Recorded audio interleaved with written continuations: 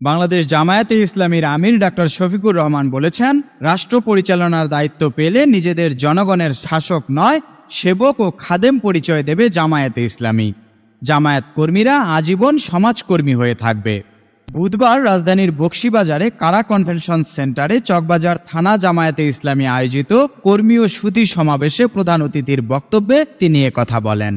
জামায়াত আমির বলেন, আওয়ামী লীগ ঘরে ঘরে চাকরি দেবে বলে ঘরে ঘরে মামলা আর লাশ দিয়েছে। জনগণের টাকায় কেনা অস্ত্র দিয়ে জনগণকেই হত্যা করেছে আওয়ামী লীগ। বিগত 15 বছর দেশের প্রতিটি নাগরিক কোনো না কোনোভাবে আওয়ামী লীগের জুলুমের শিকার হয়েছে। আগামী নির্বাচন নিয়ে ডাক্তার শফিকুর রহমান বলেন, যারা বলে আওয়ামী লীগ ছাড়া নির্বাচন গ্রহণযোগ্য হবে না, তাদের বলবো আওয়ামী লীগ নির্বাচন কবে চেয়েছে? 2014 সালে একদলীয় নির্বাচন, 2018 সালে রাতের ভোট, সবশেষ 2024 সালে ডামি ভোট করা আওয়ামী লীগ গণতন্ত্র ও নির্বাচন বিশ্বাস করে না।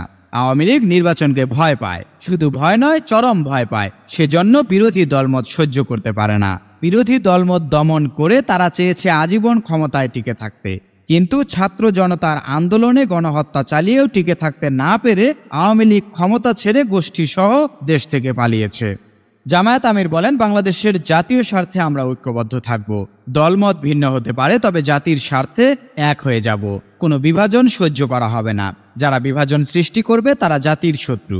নির্বাচনী রোডম্যাপের আগে সংস্কারের রোডম্যাপের ঘোষণার দাবি জানায়। চকবাজার থানা আমির আনিসুর রহমানের সভাপতিত্বে ও সেক্রেটারি মোহাম্মদ রফিকুল ইসলাম ও আবুল হোসেন রাজনের সঞ্চালনায় অনুষ্ঠিত সমাবেশে বিশেষ অতিথির বক্তব্য দেন কেন্দ্রীয় সহকারী সেক্রেটারি জেনারেল মাওলানা রফিকুল ইসলাম খান, কেন্দ্রীয় নির্বাহী পরিষদ সদস্য ও ঢাকা মহানগর দক্ষিণের আমির মোহাম্মদ নুরুল ইসলাম বুলবুল, কেন্দ্রীয় কর্মপরিষদ সদস্য মহানগর দক্ষিণের সেক্রেটারি ডক্টর শফিকুল ইসলাম মাসুদ, ইসলামী ছাত্র শিবিরের কেন্দ্রীয় সভাপতি মঞ্জুরুল ইসলাম।